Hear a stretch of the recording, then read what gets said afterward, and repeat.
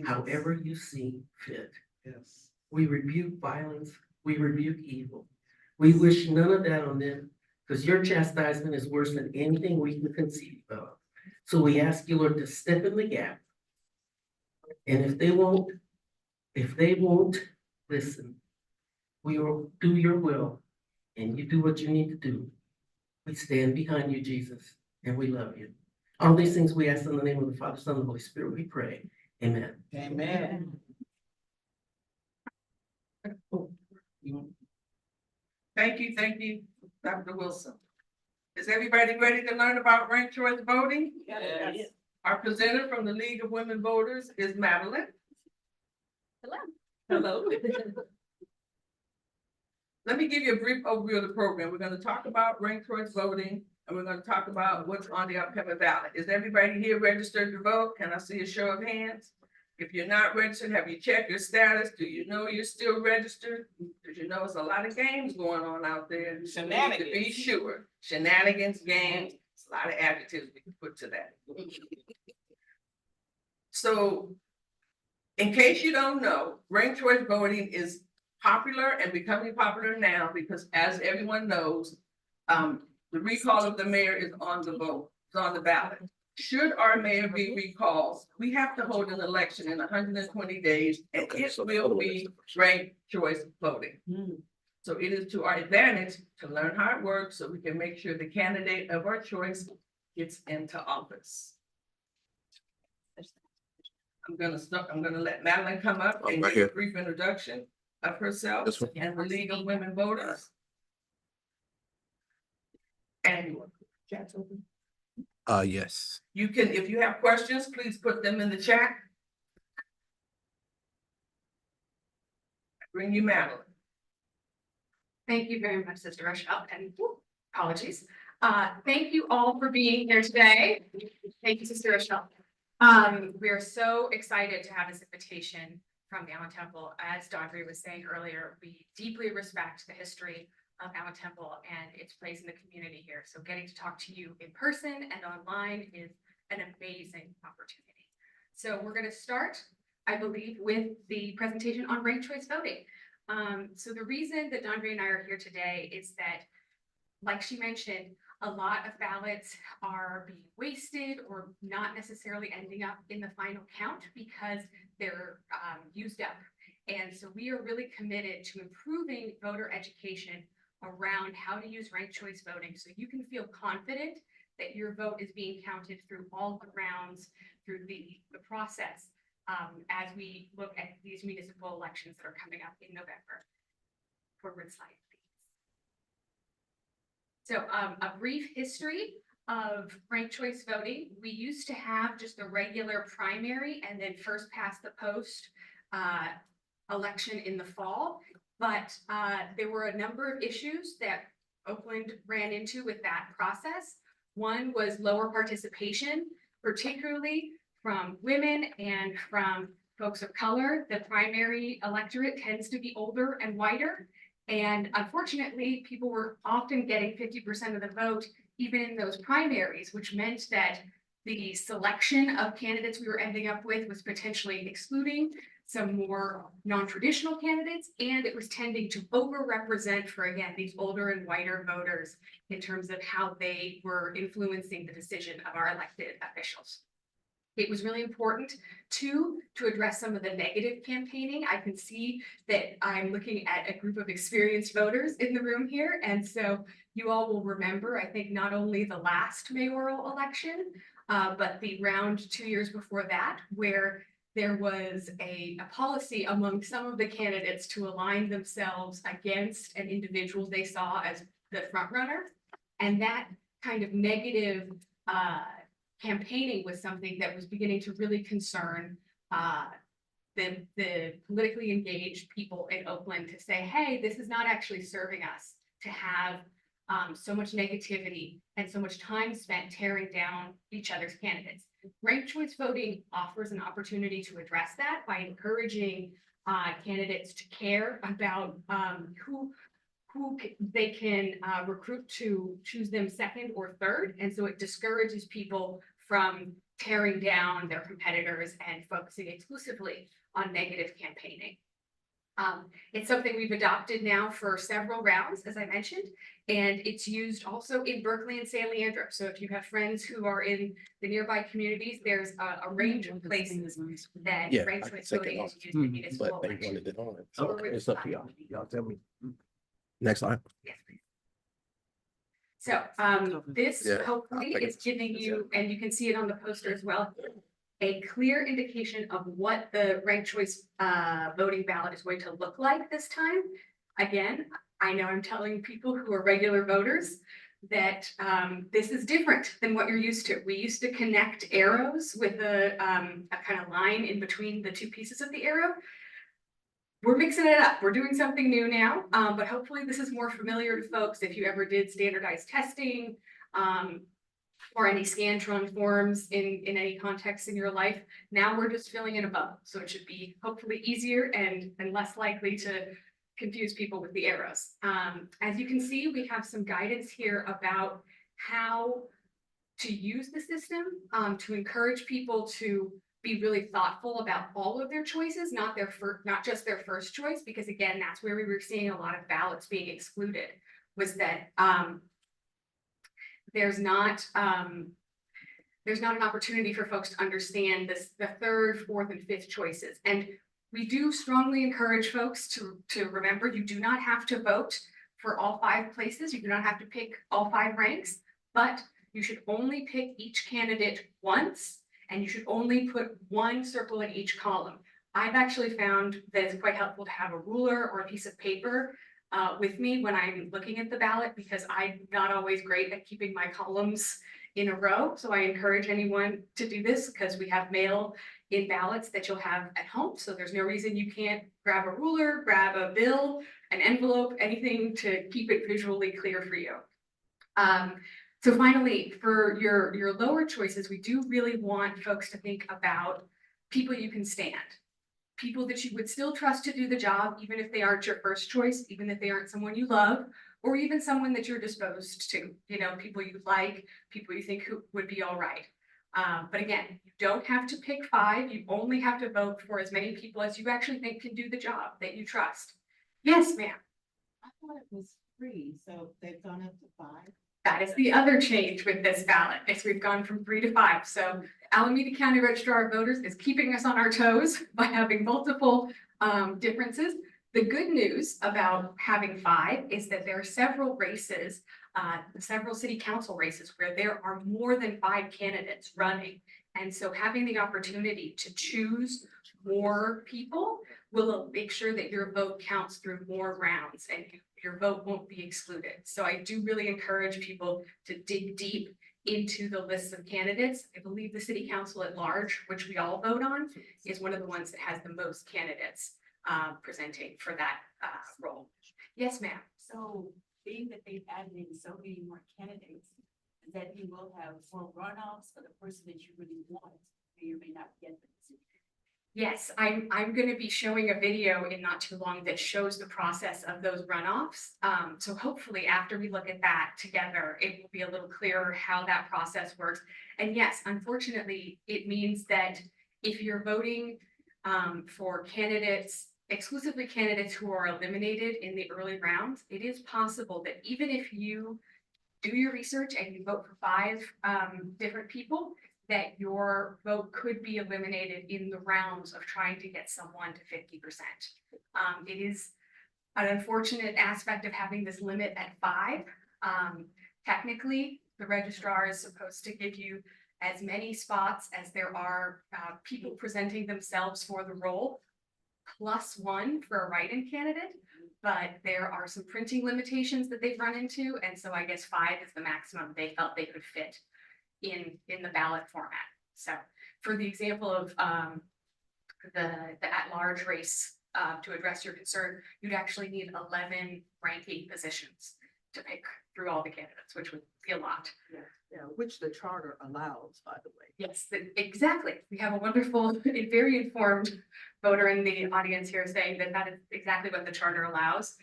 It's a constraint that Alameda County Registrar of Voters has put on us. And so we're bound to deal with it as voters, but it's a great point, and it's something that, to the extent that you know candidates or know people who are involved in this kind of decision making, I encourage you to take this question to them and say, hey, this doesn't seem right. May I have the next slide, please? Want to just recap that right quick? Oh, sure. So the first choice candidate is the person you love, absolutely think would do a stellar job. Your second choice is the candidate you like.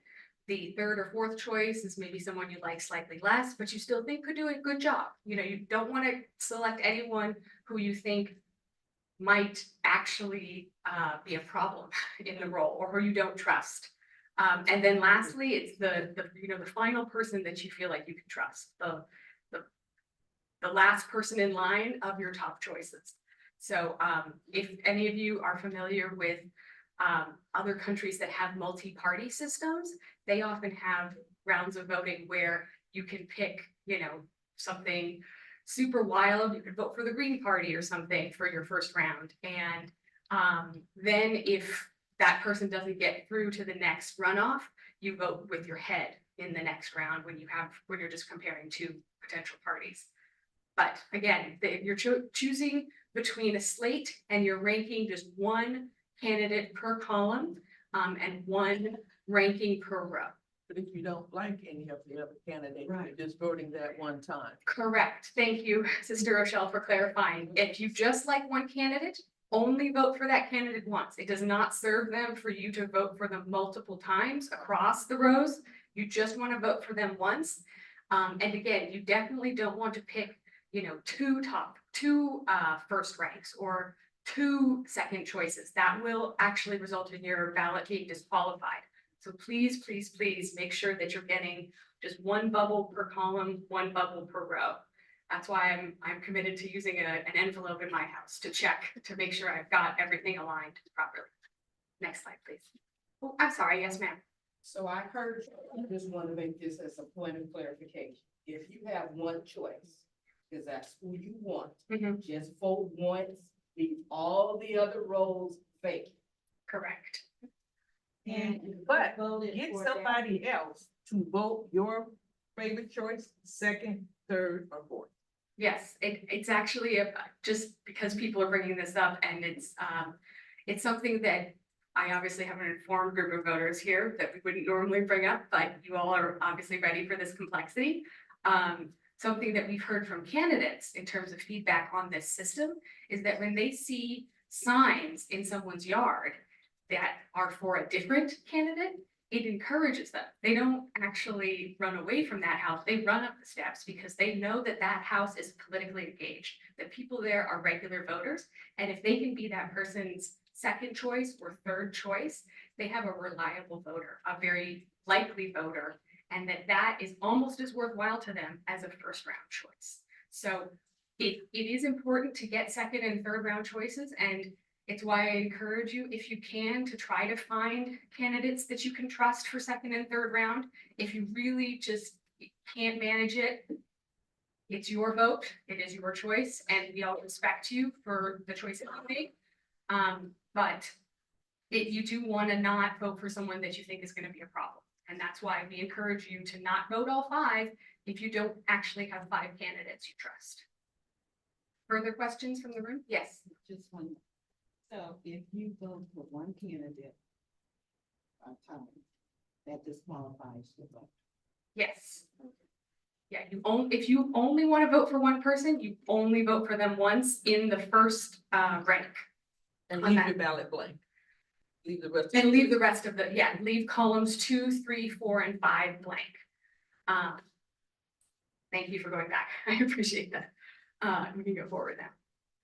So this map gives you a sense of where we're using ranked choice voting. It can sometimes feel like we're alone, sort of in a sea of people who've taken on this crazy newfangled idea. It's actually a lot more common than we realize. And thankfully, a lot of states are trialing it out in municipal elections, like our situation here in Oakland. But there are other states that have, especially more spread out populations, that have found it useful to use ranked choice voting in their federal elections, or in the case of that block of purple states you see in the South, for people who are voting from overseas or in the military, they found that the best way to incorporate that group's feedback, because they're often serious time delays between their ability to get ballots, complete them, and return them, and anything like a primary, that having ranked choice voting is the best way for them to participate in a consistent fashion. Okay, I will just point out that Florida is the only state where we have, or where the voters have decided to prevent ranked choice voting from participating. And if you are the sort of person who, you know, analyzes that and draws certain conclusions, it certainly, to me, reinforces the point that there's a concern that ranked choice voting is actually helping more folks of color, more women, more young people participate, because why else would you oppose it? So moving on to our next slide, please. Great. So again, this is just a reminder about strategy for how to approach choosing your rankings of candidates. It's you vote with your heart first, you vote with your head second, and on down till finally, you know, it's the person that you could hold your nose and vote for, and you can barely stand them, but you can stand them. And if you can stand somebody, they can be your fifth choice. But if you run out of people before then, again, you do not need to vote in all 5 columns. You do not need to pick 5 rankings. Next, please. Okay, this is hopefully the video. Ready? Yes, please. Ranked choice voting is an alternative way for citizens to vote for who they would like to represent them in office. You pick your favorite just like always, but then if you want, you can also say, this is my second choice, my third choice, my fourth choice, and last, my least preferred choice. The polls close, and now all the first place votes are counted. And if any candidate has a true majority, meaning over 50%, then the election is over and that candidate wins. But if after first place votes are counted, none of the candidates has over 50%, then the candidate that is in last place is automatically eliminated from the race. And voters who had selected that candidate first now have their second place votes counted instead. We rerun the totals, but if no one still has a majority, the next to last candidate is now eliminated from the race, and their second place votes are now counted. We continue that process until the election produces a true majority winner.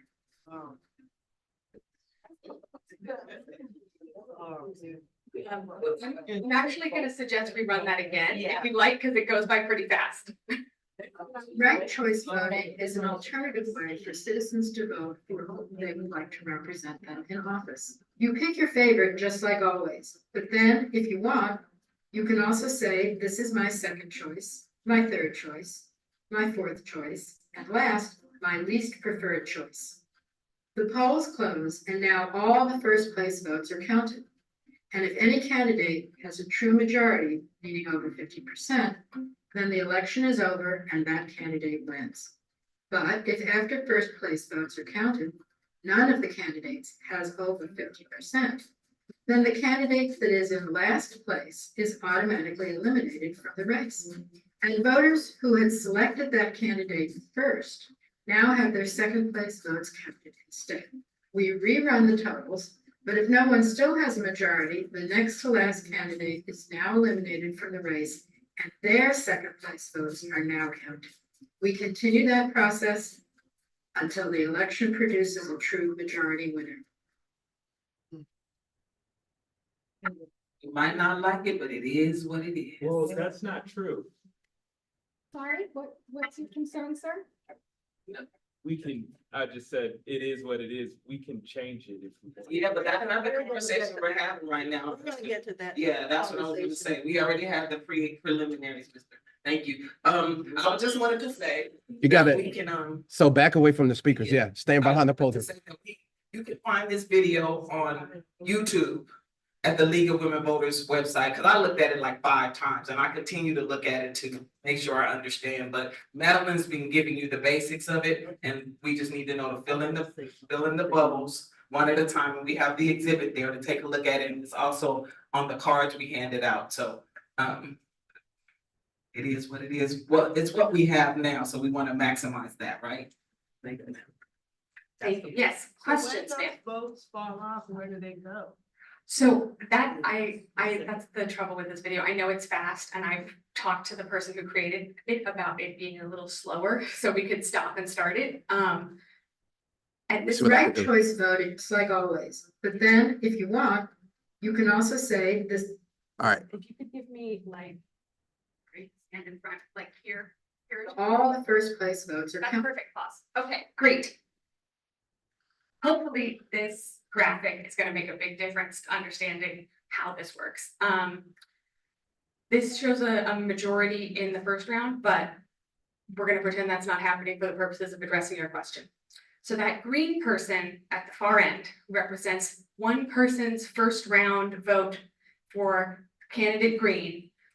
Their vote doesn't drop out of the tallying process. We simply move through the columns of their ballot as we eliminate the lowest vote getting candidate for that round. So the person who picked candidate green also picked someone else for the next rank for position 2. And so when candidate green is eliminated, we look to see which of the other candidates that individual ballot selected. So as we go through this video, something that I find really helpful for reference is that if you look at the colors of the candidates, or these little people icons here, the colors you can think of as the candidate that you're selecting between, but the numbers on their bodies tell you which round we had to go to on that individual ballot in order to get a vote that corresponded to the candidates that were still in the race. Because in each round, you exclude the lowest vote getter and take all the votes that that person got and reassign them to candidates who remain in the race. Don, would you like to add something? So you understand, round 1, got most of the votes. That's the gold. Round 1, and these folks this is how it shows up, and this got the least votes in round 1, the green candidate. And if you look at your card, it says choice, choice, choice, choice. So these are what she's talking about, your first choice through your 5th choice. So this is the first round and your first choice.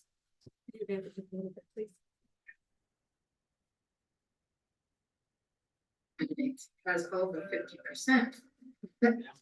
Great, so this is showing the situation that we were just talking about, where these 2 folks in green are about to be revisited. We're gonna go back to their ballots and see who they picked in the 2nd column or the 3rd column. Because they got the least. Because that candidate got the least number of votes. So we don't want to exclude those voters, but we do want to be able to minimize and winnow down the number of candidates in the race. So taking those votes for candidate green and turning them into votes for whoever those voters picked in 2nd or 3rd or 4th. The second choice. Yes, we're moving to 2nd choice. If you want to just hit play. These are the first choices, round 1, first choice. ready? Then the candidate that is in last place is automatically eliminated from the race. And voters who had selected that candidate. You can see here that what we're doing is we're not eliminating the person or these votes that picked candidate green. We're simply moving to who they picked in their 2nd column. So one of them picked candidate yellow and one of them picked candidate purple. And so their votes are going to stay in the overall total. They're just now going to be allocated to a different candidate. Yes, ma'am. So that's why when she said, pick your friends to vote for your candidate for number 2, Yes. that means your number 1 choice and you get another chance. Exactly. Yes. Thank you. That is so well summarized. Thank you for making that so clear to everyone in the room and hopefully on the webinar. I might have you repeat that into the microphone for folks on the webinar. I'm going to keep going with this unless folks are done. Okay. If you hit play again, please. First, now have their 2nd place votes counted instead. We rerun the totals, but if no one still has a majority, the next to last candidate is now eliminated from the race and their 2nd. Okay, great. So this is showing again how the round, excuse me, I need to step further forward. The rounds are working. So as you see all of those numbers on the bodies turn to 2, it means those particular votes have been moved to the second choice rank on that ballot. Now, we didn't want to get too confusing, but as you can see at the top, it says round 3 tally. What that means is that we've gone through the process of counting all the votes twice already and eliminated the 2 lowest vote getting candidates. So that's how we've gone from 5 colors to 3 colors now. And we still don't have a majority for any one candidate, but we've been able to keep everyone's votes inside the process just by moving them to the next rank on their ballot. If you could play it, please. Vice votes are now renewed. We continue that process until the election produces a true majority. Okay, perfect. I love this slide best because it actually it shows that we had to get to rank 3 on somebody's ballot in order to keep their vote in the total count. And that's the little person in the middle in purple with a 3 on their body. They had both their first choice and their second choice eliminated in the earlier rounds of counting the ballot. But because they picked 3 different candidates in their ranking, their vote still counts as we move through the rounds trying to get to 50% for one candidate. Now, the reason this is important and the reason that this works is that it keeps people's votes in the process. It doesn't, and it gives folks a chance to support candidates that are maybe not their first choice, but that they think still have a chance to win.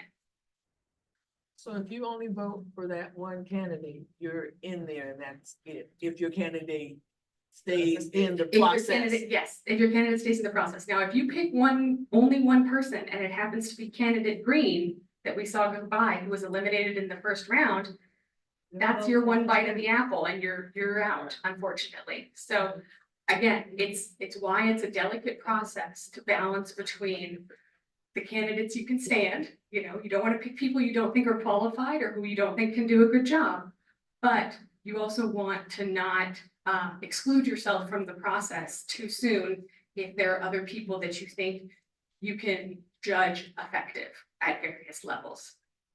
Are there any other questions in the room? Yes, ma'am. So it would be a good idea of planning ideas, pay attention to the candidates. And maybe perhaps choose more than one or get your friends to work with you in the voting, because it may occur that someone you really did not want gets elected.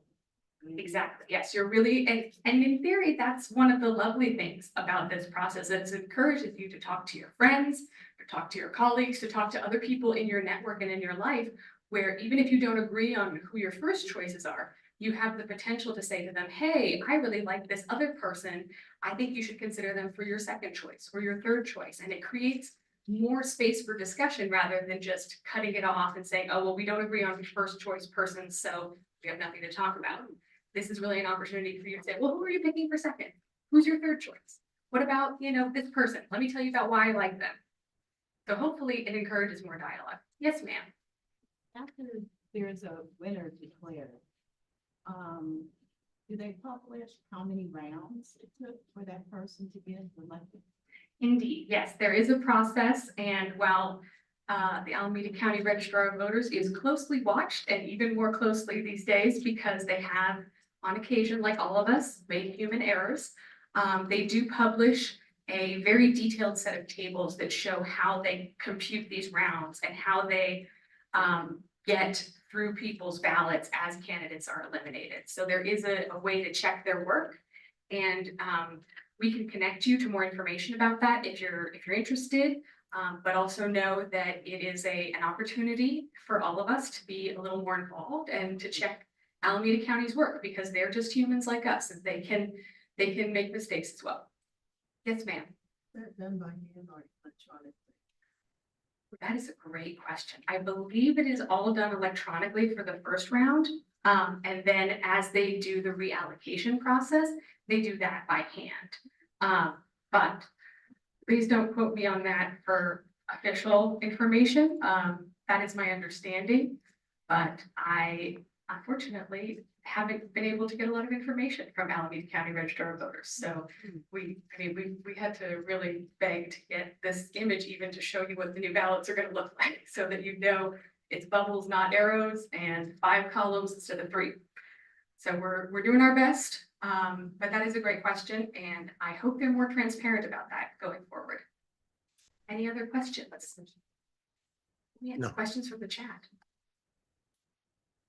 Can the question be repeated on mic so that we can hear them? Actually, ma'am, your wonderful summary about second choice and the point of that, I'd love for you to say for the group. Okay, what I said was the young lady at the front said, ask your friend to vote for your first choice as their second choice, so that the first choice would be counted if they fall in the second choice position. Second.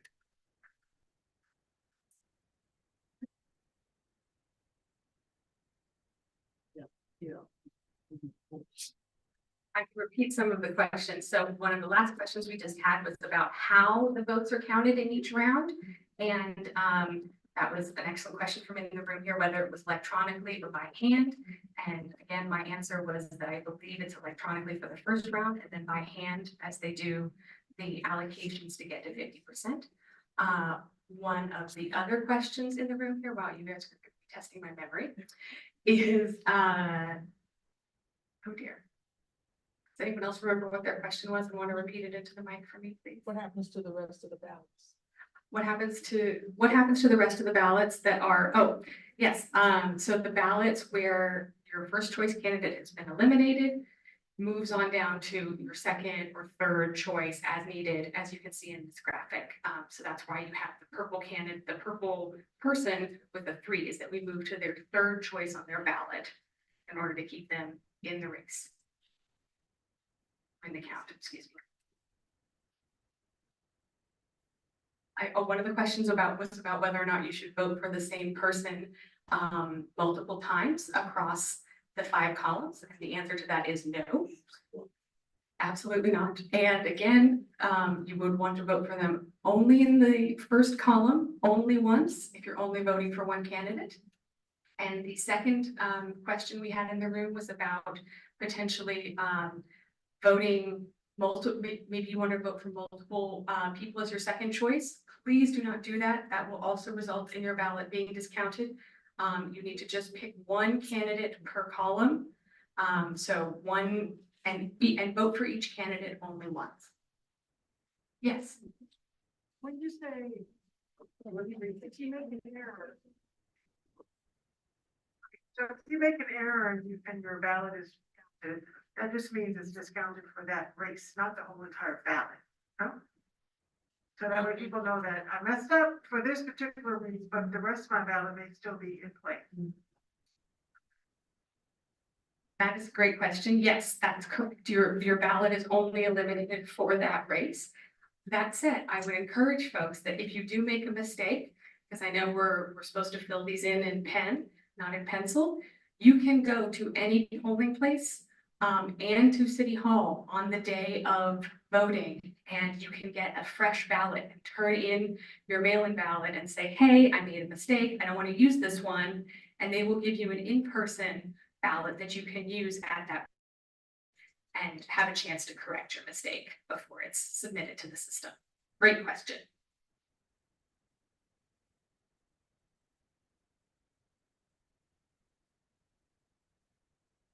I just wanted to support and say, I've handed out these cards and the cards also indicate it's per the choice, per your choices. So you have 5 choices. See the bold and the arrows at the top when she's talking about the columns in the row. Just be mindful, 1 bubble per choice. Thank you so much, Dr. Okay. Access to the presentation. You would. Oh, could you have access to the presentation? Question in the chat. Oh, yes, we will make it available to Sister Rochelle and the rest of the leadership team at Allen Temple so that you all can visit this at a later date. If you want to, or if you want to share it with friends, people who weren't able to be here today or were able to be here online.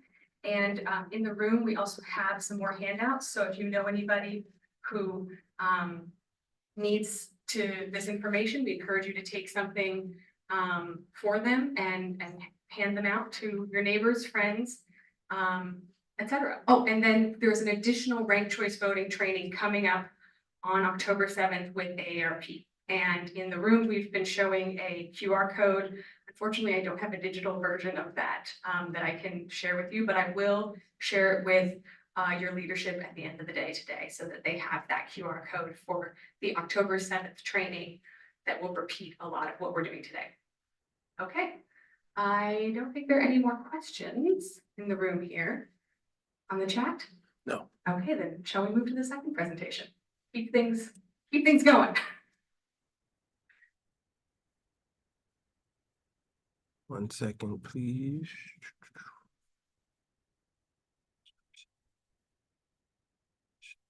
This one.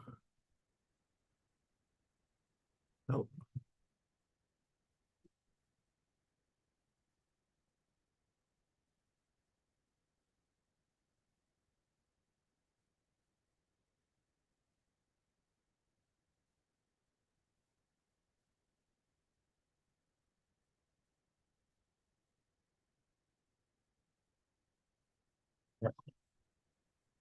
Okay, so hopefully those folks on the live stream can see this as well. I apologize for it saying presented by XXX. I'm Madeline Nelson and I'm from the League of Women Voters, and I'm presenting this overview of the ballot for this November 2024. Forward slide, please.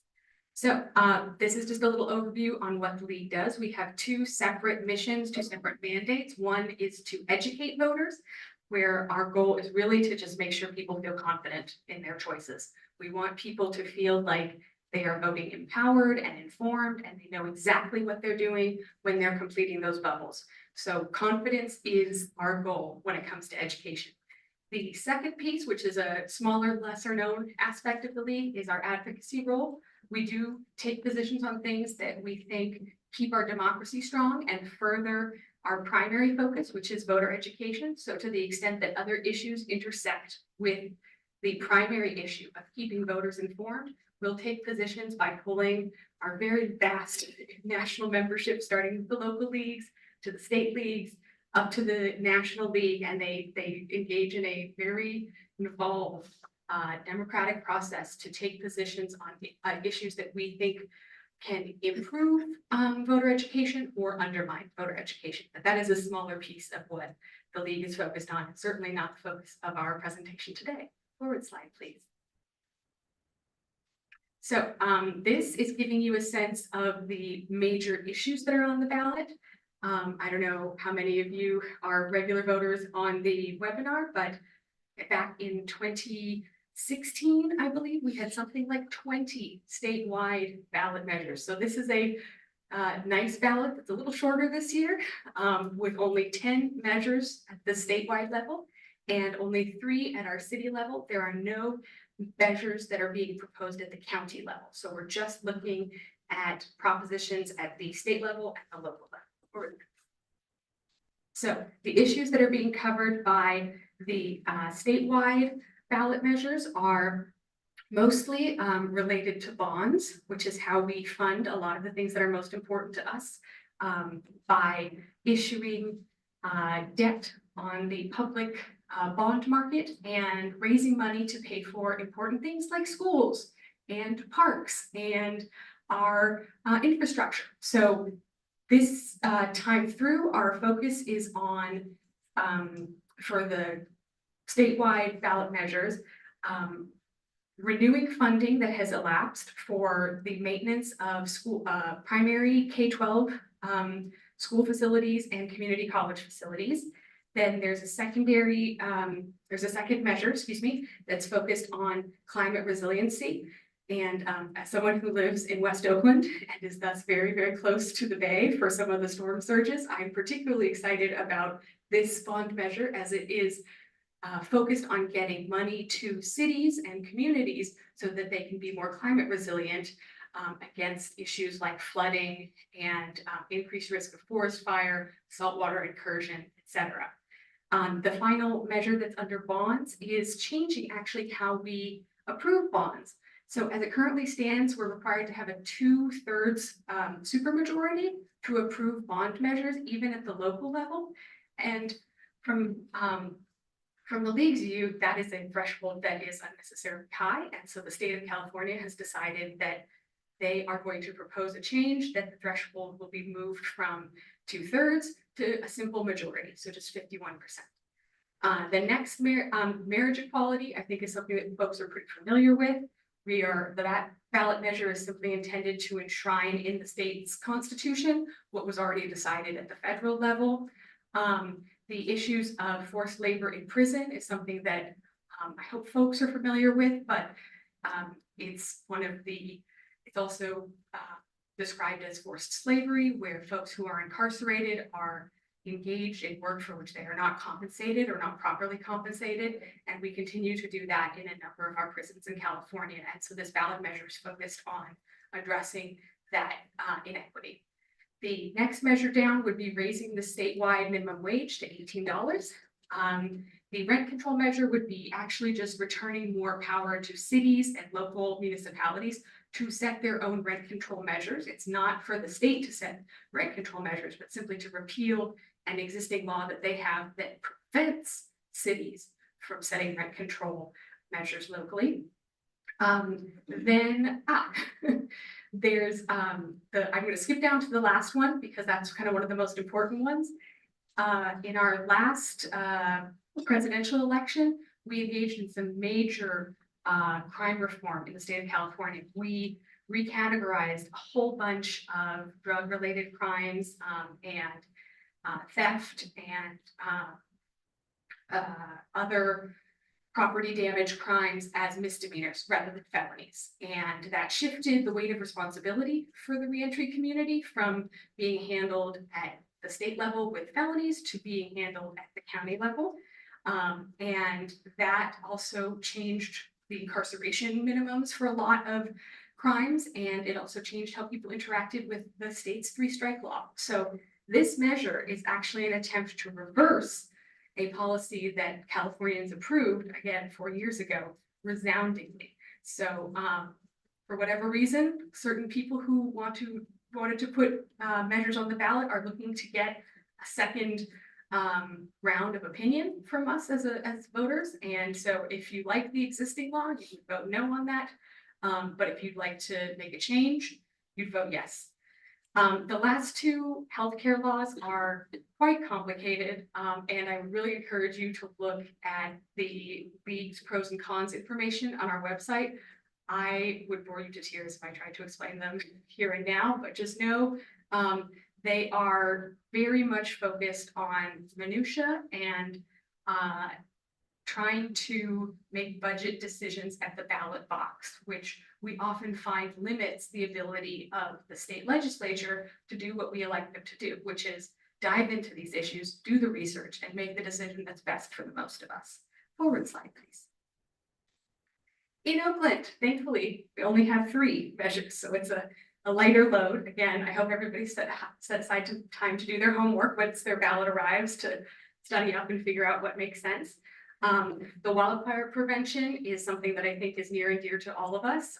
I am someone who grew up in the Oakland firestorm. That was actually right around my first birthday. And it was very scary for my family, as I know it was for many Oaklanders, not knowing how we were going to handle that issue. And this is an attempt to make sure that we keep investing in prevention and maintenance so that if a fire starts, it never gets as big or as bad as that firestorm was in 1991. The next level down is a bond measure for violence prevention. This is continuing the funding that already was in place in Oakland for community-related interventions on violence prevention. Again, I encourage you to look at the league's pros and cons to get into the nitty-gritty of what exactly this measure would be funding.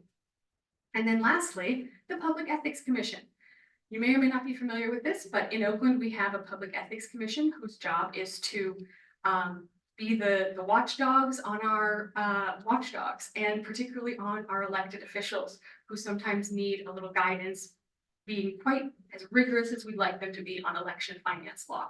So the Public Ethics Commission is currently somewhat limited by not having a full staff and not having a protected budget. And this ballot measure is intended to protect their staffing levels so that they can do the investigative work that we as citizens want them to do. We want to make sure that they're double checking how campaign funds are being spent and that that candidates are being honest about what they're spending their money on.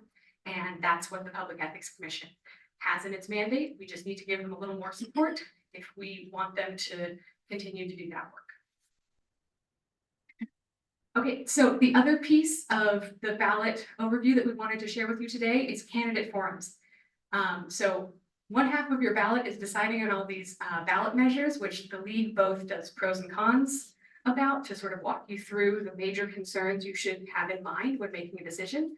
But the league also in its advocacy arm, if you remember I talked about that at the beginning, will take positions on measures.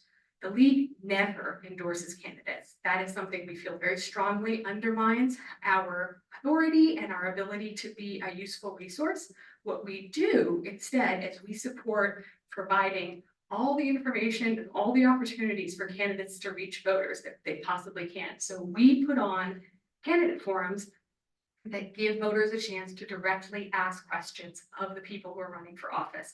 Now, there are a lot of offices that are up for election this season, and so there's quite a list of candidate forums, but we really encourage you to check them out. There's actually some happening later today, right now, in fact. And so part of why I'm here instead of another face you might be more used to seeing is that folks are busy running those candidate forums at Oakland City Hall. But since obviously we're here doing this, I want to encourage folks to check that out on KTOP and online at the Oakland City live stream website. You'll be able to watch recordings of the candidate forums if you can't make the 2 dates. So forward side, please. That's the URL here to watch it streaming online.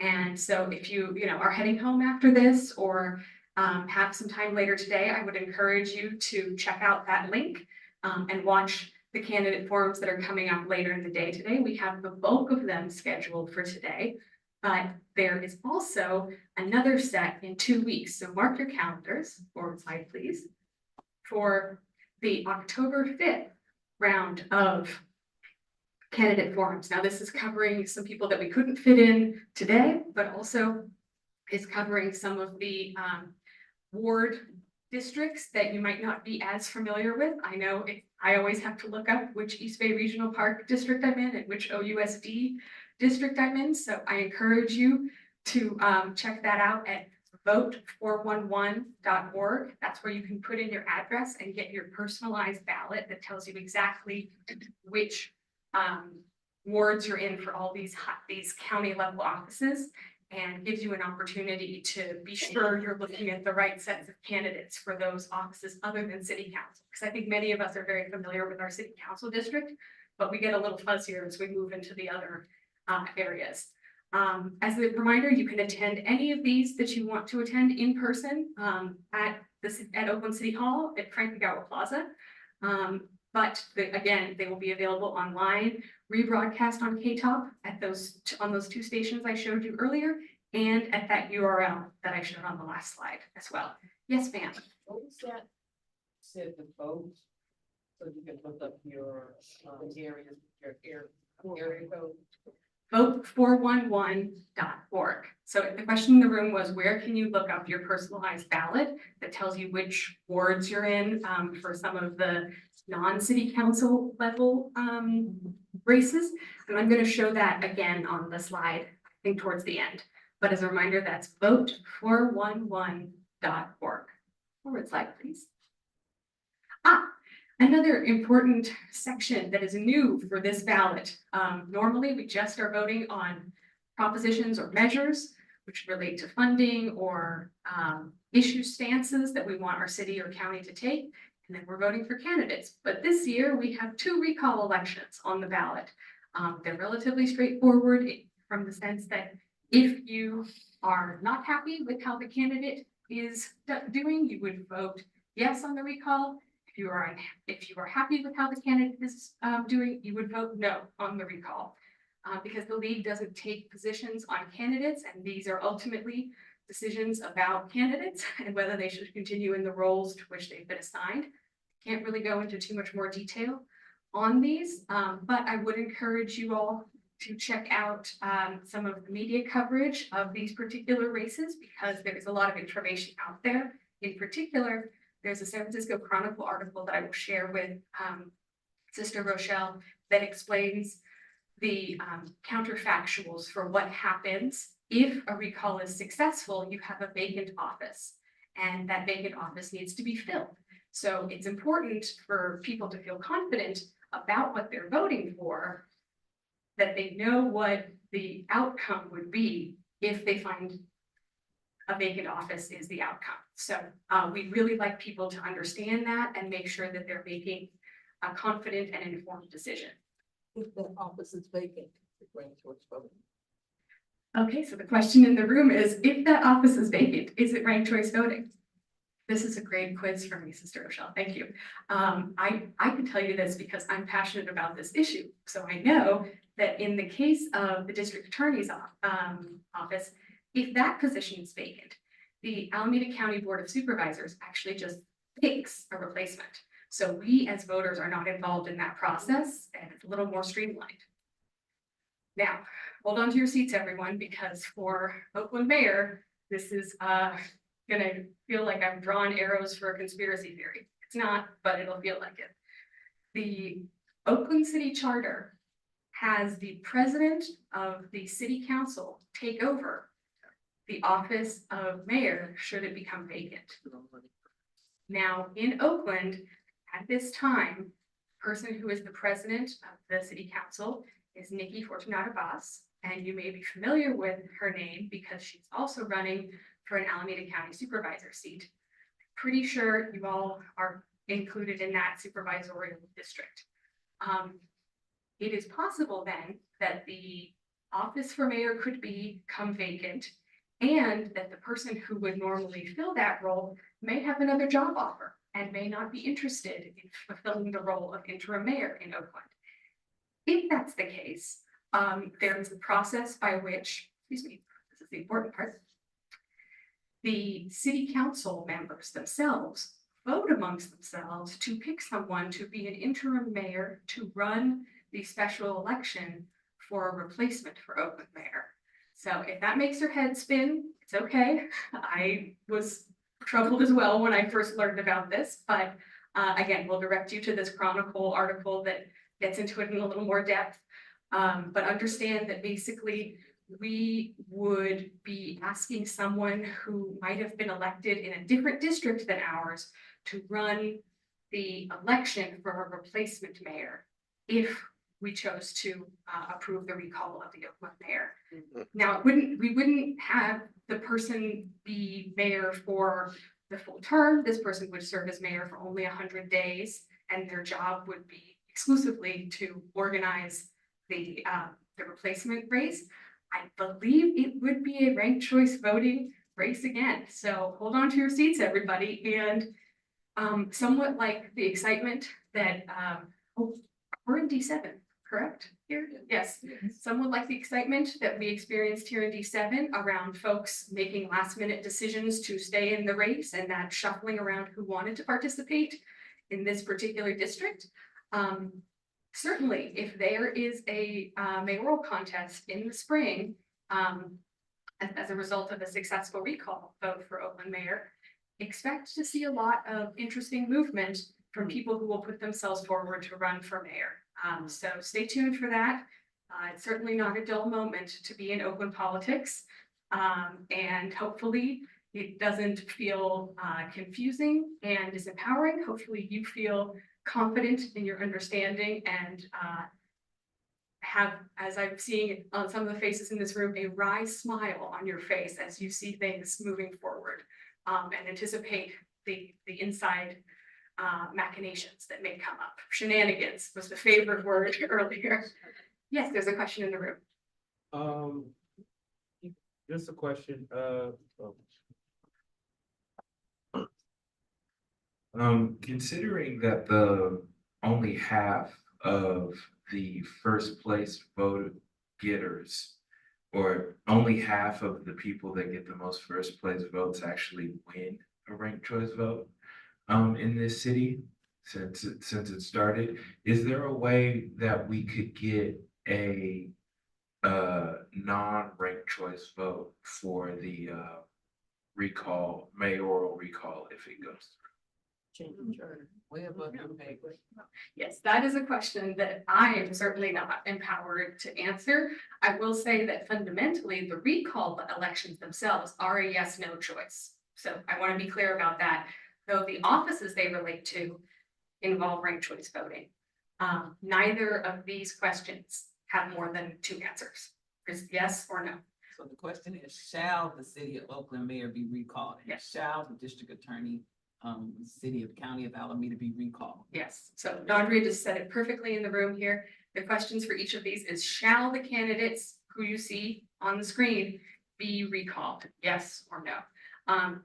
Well, As for whether or not ranked choice voting should be used to evaluate those empty seats, that is a fascinating question that, to the extent that folks want to have a conversation about the strengths and drawbacks of ranked choice voting, the league would be so happy to come back at another date to have that conversation. But today we are really just focused on making sure people feel confident about how to use this ballot to make their voices heard. Yes, ma'am. So, I'm coming to you. thank you for, what the statement will say for the recall, shall, people should, and so the language that they use in our ballots are so, I mean, you have to be like an English major, you know, linguistics major to understand what things mean, because yes sometimes doesn't mean the yes, the thing is no. Right, You know what I mean, with the propositions, and I just wish in the writing of these ballots that they would think about, you know, universality of how we understand the English language and then all the interpretations of that when they translate ballots to other languages. So shall this person be recalled to this, how come they just can't say should? So it's clear for us to know what was. So bad. I'm going to just say that, the standard language, this is why we want to have ballot parties. So we can get together pros and cons. It's so, a ballot party is a pros and cons representation. We break down these things, what a yes vote means, what a no vote means, because they write these things in legalese, because this is an illegal process. right. It's very confusing even to some of the lawyers. I work with them regularly. I retired from the Oakland City Attorney's Office for 21 years and 30 years in the legal field. But they write them in legalese, and this is, so the ballot parties is why we get together, have a little music, have a little fun, and go through the pros and cons and discuss, have the discussions. What this other gentleman wants to discuss is a conversation for after this election. Thank you so much, Dondria. That was great. Oh, yes, another question here in the room. 1 second, Sarah, I'll get to you. No, just a simple one. You said there was a chronicle, so you're gonna mail that to Rochelle so that we can get that. And who's having the ballot party? Oh, well, I'm having one in my neighborhood, but like I said, I'm in West Oakland, so I'm not sure everybody wants to come over to my house. Okay. I'm trying to have one with another organization, and I'll share that with Dr. Whitehurst. Thank you for this. Trying to get a few out in the community, working with the Latinx community and some of their members I met last night. And because our goal for the League of Women Voters is to have an educated and informed electorate. And they intentionally write these things, but our vote is our voice. And so I'll let you guys know, and Dr. Alley will let you know, we'll use the League of Women Voters platform, the pros and cons, but it's gonna be adding a lot of sauce on it. Our neighborhood, it's like kitchen table talk, okay? All right. Yes, for people in this room, I want you all to feel encouraged and empowered that if you want to host a ballot party, you can do that with just your block.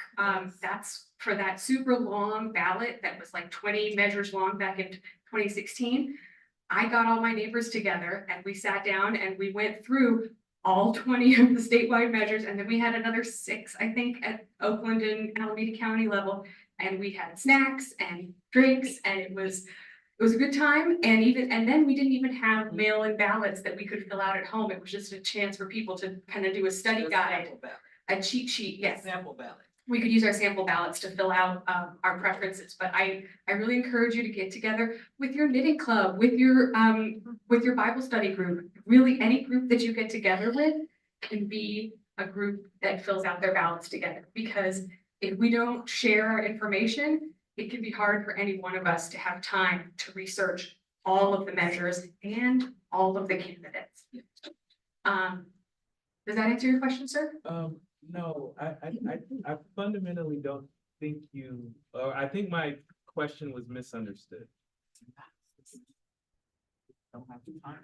Simply, it's actually only 3 answers that can be given to this question.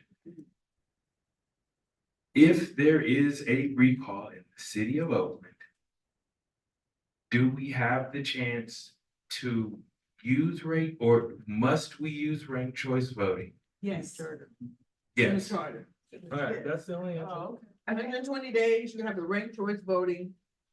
Special election. That's why we're doing this ranked choice voting education, so we can take advantage of it. Because ranked choice voting is, yeah, it's the law. It's- So somebody put something on the ballot to take ranked choice voting off. it's what we have. And so we want to make sure we're using it to make our voices heard and be clear about what we want. So that mayoral election, if there were a special election for the mayor, would be with ranked choice voting. Yes. Forward slide, please.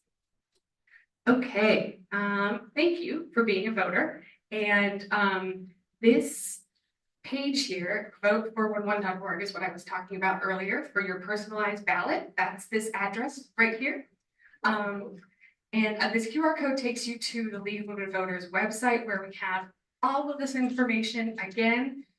So if you are a smartphone user and connected, this is a great way to have the link that you can send to any of your group chats, any friends, and say, go here, and you will be directed to, again, these resources. We encourage you to come to both our website for pros and cons information, but also for the candidate forum information, for where to find your polling places to get to vote411.org. And then finally, since all of you are super informed and engaged voters, we would love if you joined us. We could use any support time you might have, and certainly if you're someone who cares about the future of elections, the integrity of elections, and making sure that folks feel informed and confident when they vote. That is our mission, and we would love to engage with you in any way that you feel able. So that is our final slide on this presentation. Yep. Ta-da! Okay. Thank you. Thank you. Any questions with this final slide? I know we've been doing questions as we go along, which I really appreciate. That's been great. I hate it when I have questions and I forget it by the time we get to the Q&A section. So, Dondria, if for folks in the room, do you want to share again that QR code for the AARP event? Is that the QR code? Yes. Oh, okay. Oh, it's just very small on that. I'm sorry. But we'll make sure that we get a copy to you to share with anybody who was on the live stream. Do you have that on your phone? Okay, Check there we the go. chat. We've even got the coordination happening in the room here, which is wonderful. Is there any other information, I guess, that folks would have liked us to cover in the course of education? So is there anything that you wish we had talked more about in terms of understanding how to use the ballot? I hope it's been helpful to see a demo version of what it's going to look like, talk about how it's 5 columns now instead of 3, that it's bubbles instead of arrows. Is there any other information that you would have liked us to bring to you education-wise?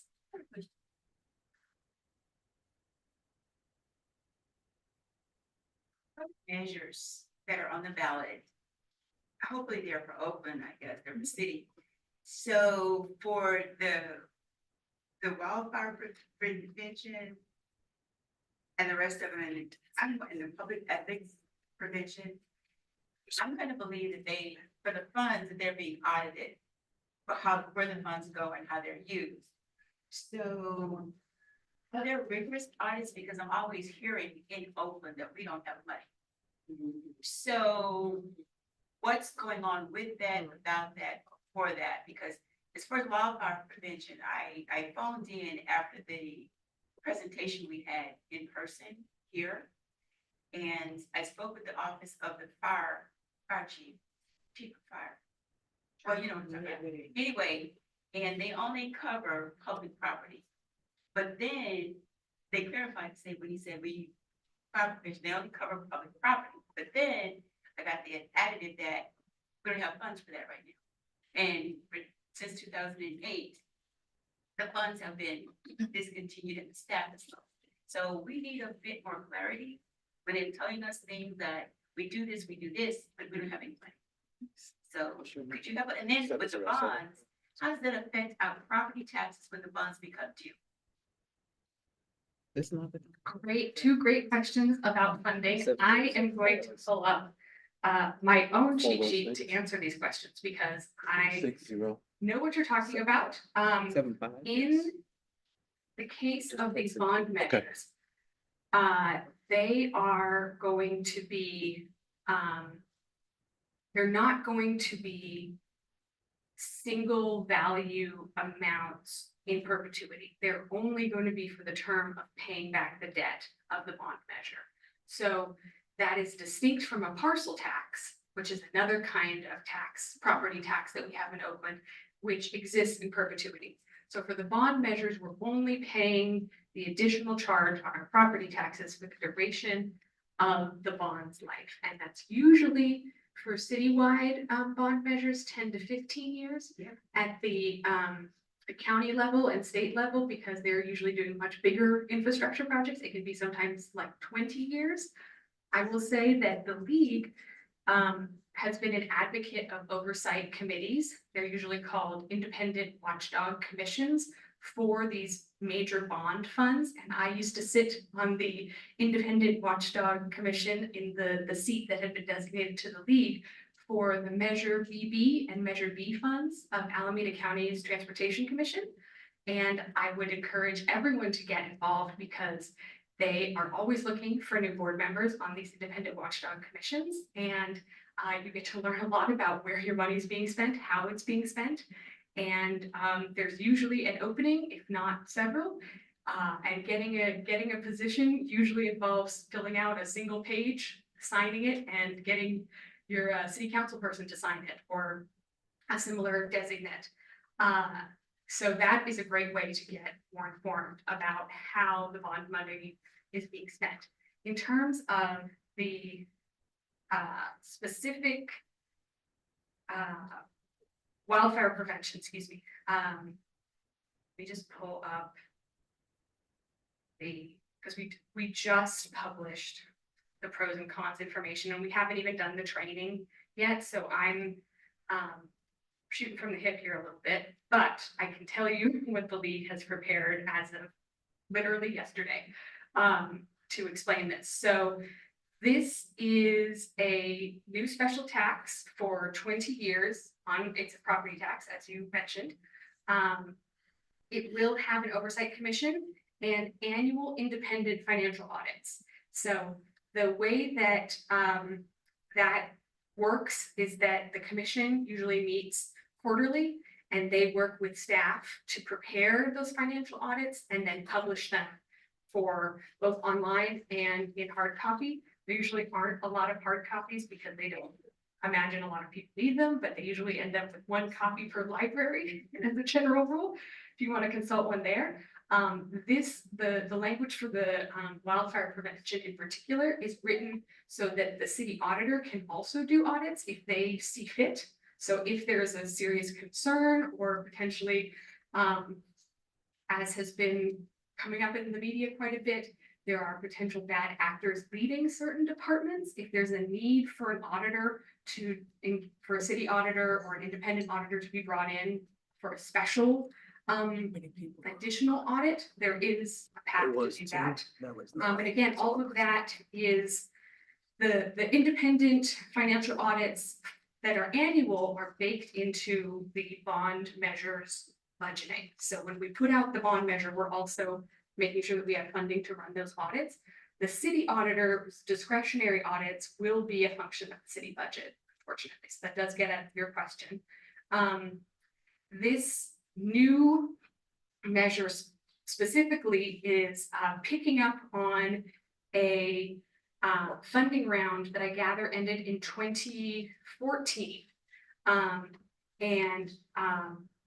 So it is focused on managing vegetation on city-owned property, as you mentioned.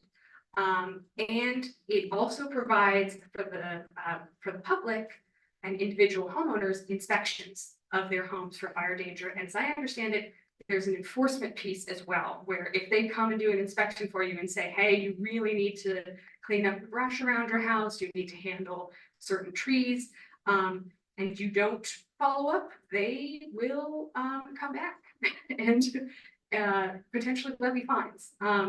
At this point, the tax in the first year would be $99 for single family dwellings and $65 for units in residential properties, and other rates for non-residential properties. And then the amounts would not increase more than 5% annually. Yeah. And there would be the usual exemptions for low incomes or qualified seniors, as usually applies.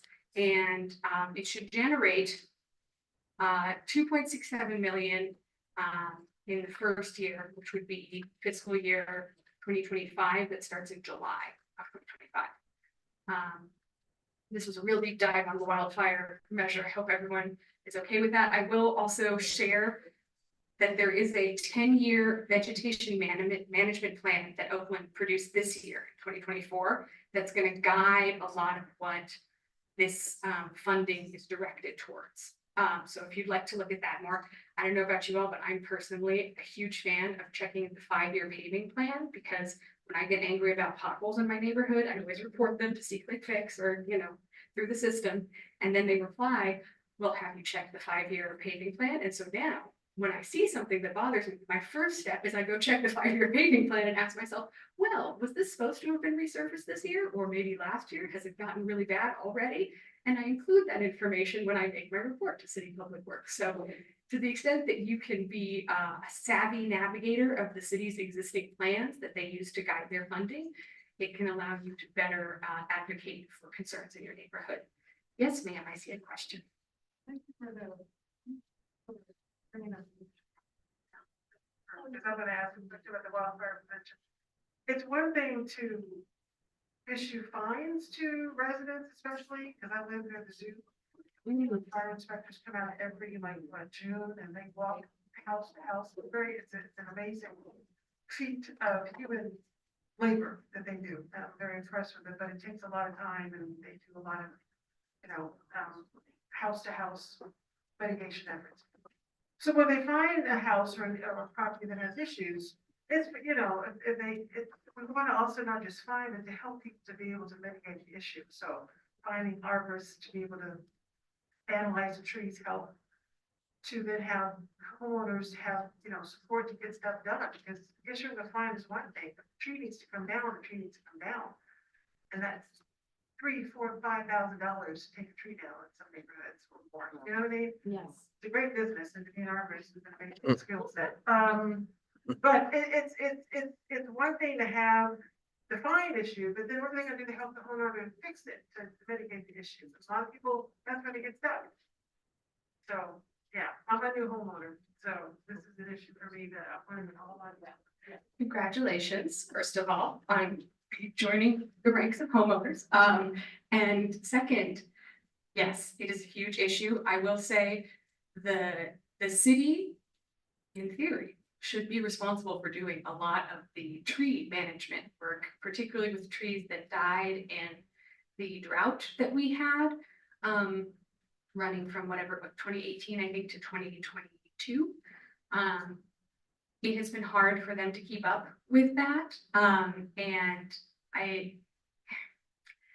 know it's personally very frustrating and discouraging to find that the tree in front of your house is dropping huge branches and it's dangerous. And that when you call the city and say, okay, let's get the show on the road here, their response is, great, you're number 345 on our list. We'll get to you in 6 to 8 months. If they even venture to give you a timeline. I find that frustrating too.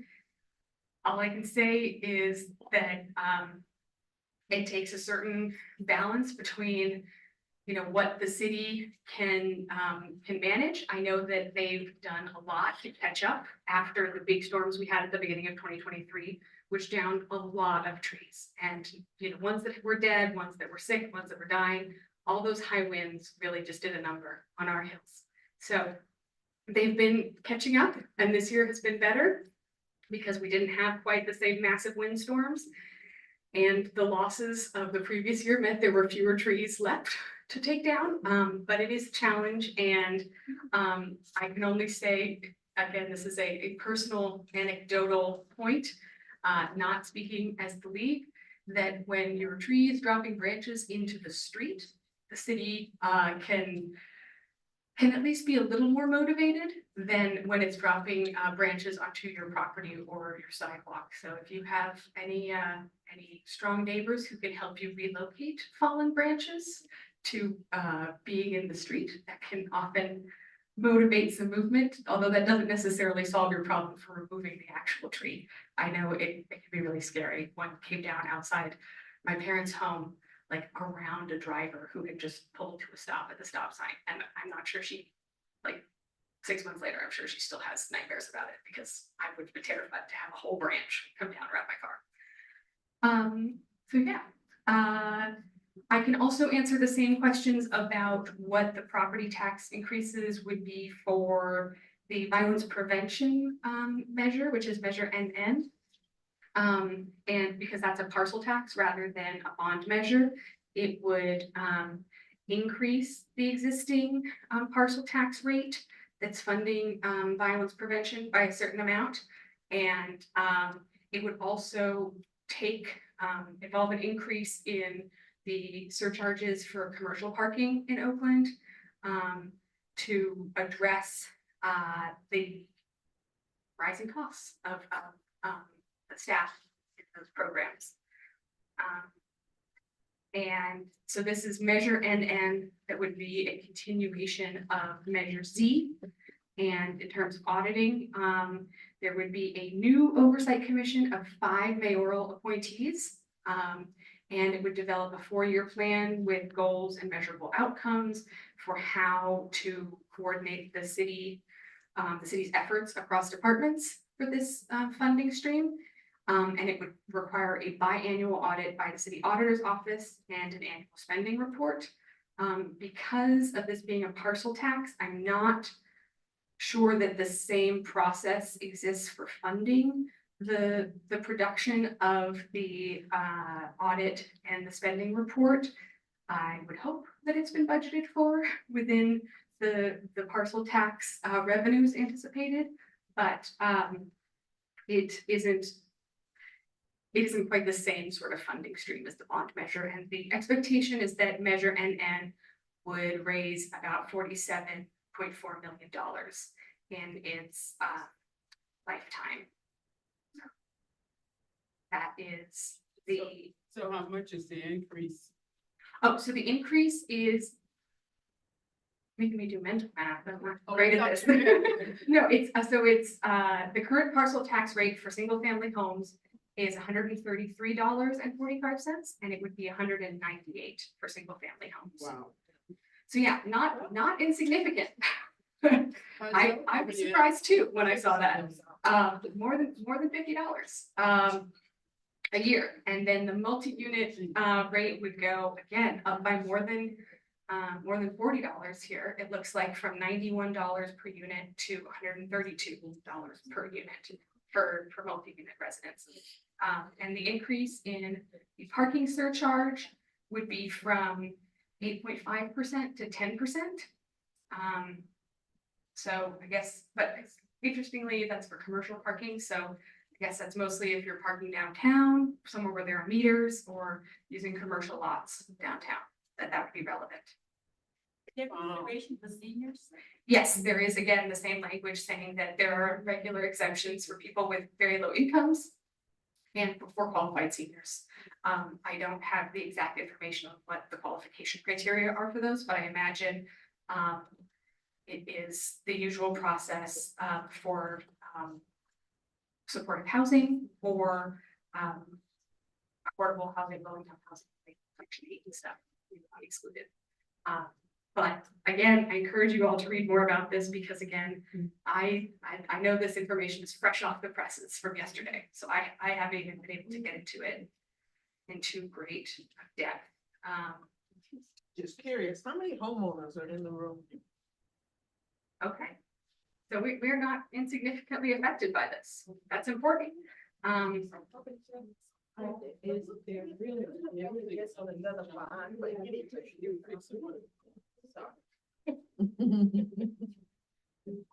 Okay. Maggie does. So hopefully that concludes a wonderfully productive session. I just want to say thank you again to Sister Rochelle and the whole team here at Allen Temple for inviting us. I've learned a lot from you all and your great questions. So thank you. Thank you. Let's give a big round of applause to Madeline and Dr. Hopefully, you feel more confident about ranked choice voting. I do. And you will exercise your right to vote and talk to your friends, family, groups, kids, especially your kids. You have a question? I had a question about college. Yeah.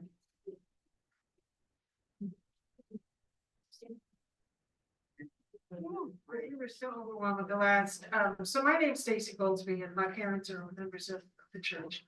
And so here. And so I am volunteering with the Harris Walls campaign, different factions of volunteers. So I'm really encouraged and excited about doing the postcard thing. I also belong to a group of people who judge Team People for Harris Walls. Volunteer campaign stuff. So we're trying to talk about relational outreach for communities to talk with each other and their family members about voting, and of course, the Harris Walls to win and on November 5th. And so my point is that a lot of the especially African American people of color have family members who are in the military, who serve in the military, who are either serving away from their home base, serving away from their precincts where they vote, maybe overseas, and just making sure folks know to get their ballots. There's deadlines for that group to get their ballots so they can get their votes counted. And people who may be traveling away from overseas, students, people who are vacationing during the time that the election season will be in play. So just wanting to share that message because a lot of us have family members in the military. I know I do. And I'm sending text to those folks to say, hey, make sure you get your ballots. And if we could share that message with each other, because we have a lot of us have family members in the military or military ourselves or veterans, is to share that message so we can get, because then I just got this quote that in North Carolina, Trump won North Carolina 49.93% to Biden Harris 48.59% in 2020. It's just that tight. And then so those battleground states, those votes really count, like could make North Carolina move. And so I just need to share that today with y'all. Thank you. Thank you for that comment. I also like to remind people to let their college students who are away in college get their ballots. Yes. Because that's important that they are able to vote in the upcoming election. So do you feel educated? Yes. Yeah. Do you feel motivated? Yeah. Woo! Are you fired up? Are you ready to go? Are we gonna do this thing? Okay, so we have some activities coming up for Allen Temple's public ministry. We are having a meet the candidates. Well, the candidates will be at church on October 13th after Sunday services. Well, we'll be celebrating your birthday, Miss Lynette. So do come for services and get an opportunity to have a conversation with the candidates that are out there. I encourage everybody to pay attention to what's on the vote and come up with a voting plan. I encourage you to go to vote411.org and see where you stand. And I encourage you to encourage everybody to get out and vote. Why? Because voting is our job. Our black job. Our job. Also, we have postcarding, and postcarding is a process where we get together as a group and we write postcards. They have to be handwritten, and we send them to states that need help. In our case, we'll be sending our postcards to California. So if you're interested in signing up for that, to Texas, not California, because California's okay. No. We'll be sending our postcards to Texas, and that'll be from the 1st of October to the 15th of October. We need to get those mailed out. So we'll be coming up with some postcarding. So if you're interested in that, you signed up at the back. And if you're online, could you put your email in the chat and let us know that you're interested in getting involved in our postcarding process? Do we have any questions from the audience? I'd like to thank everybody for being here. Yes, I have a question. One other announcement though. It's not Okay. the upcoming, it's not on the ballot yet, but it is an issue that is important to all of us, and that is reparations. So make sure if you haven't registered, that you register for the October 5th forum on reparations. We will have a theologian who has written a book that really supports why we should have reparations. So I encourage you to come out for that. It will also be virtual, but it's an important issue for us in this time. Additionally, Carol Tolliver will speak to where she's our reparations representative of ministry, that the legislature just rejected putting it through this. So we need to, most people don't pay attention because it's a line item like super small, but that is huge. So Carol may want to say something about it real quickly. Yes, thank you, Dr. Lonnie. Yes, my name is Carol Tolliver, and I'm a member of the public ministry. And recently, the last assembly,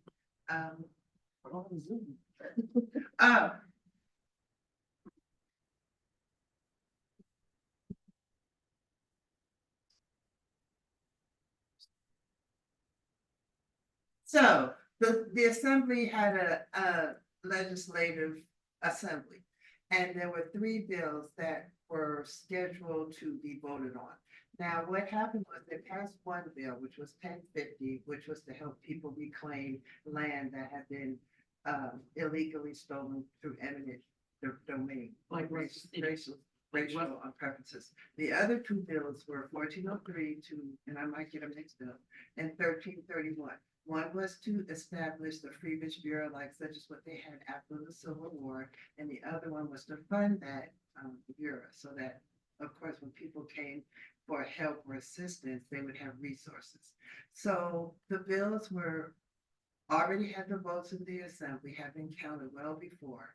So the bills were not allowed to come to the floor, and one of the reasons that's kind of flurrying around is those back closed door shenanigans, where the CLBC was approached by Governor Newsom's office to not pass those bills because he wanted to make some amendments on one of the bills. And in addition to that, which kind of pisses me off, is that he wanted to initiate another study. Don't be ridiculous. We just had a 2-year study, hundreds of expert testimonies, and 1,100-page study came out of that, which was handed off to the legislators. So I just want to make people be aware of reparations. The media is not really giving much attention to reparations. So that there's just these political shenanigans going on, and I just want us to pay attention to what's been happening behind closed doors and throw your support behind reparations. One of the ways you can do that is by attending our reparations webinar on October 5th. Thank you. Thank you, Sister Carol Tolliver. And I just want to reiterate, The only reason we won't get reparations is if we don't get involved and participate. That's right. The reason that we don't, it's up to us. If we want reparations, we could easily get it. We have enough people, but we're just not involved. So we won't get it if we don't stop what we're doing, pay it some attention, email that state legislature, email your governor and ask them what is going on. It's up to us. And come out. Democracy is interactive. If you don't participate, it does not work in your favor. We at the league have a fun motto that democracy is not a spectator sport. That's right. So a similar reiteration of that. So I want to raise of hands, everybody in this room that's willing to participate to get some reparations. All right, I'm looking for everybody on October 5th to be on that Bring somebody. workshop and bring somebody with you. Bring two bodies. Bring two bodies with you. I want to thank you guys for coming out. We really appreciate it. I hope this has been very helpful, very educational. We're going to close in prayer because we are a church. We are not partisan, so we're not advocating any candidate, but we are all about the measures and voter education and voter participation. Dr. Lonnie. Let us pray. We thank you, God, for the excitement and for the people who are interested. We hope and pray that each one of us here and online represent 10 other people. And we ask you, Lord, to step in the gap, fix what needs to be fixed, point us in the right direction. And for goodness sakes, keep us righteous in all that we do. We bless the election, bless all the leaders of the church, and we ask that we come together as a community, whatever your community is, and fight the good fight. All these things we ask in Jesus, the warrior's name. Amen. Amen. Thank you, thank you, thank you. And public ministry will be producing their ballot recommendations as we do every year, and we will get that out to all members.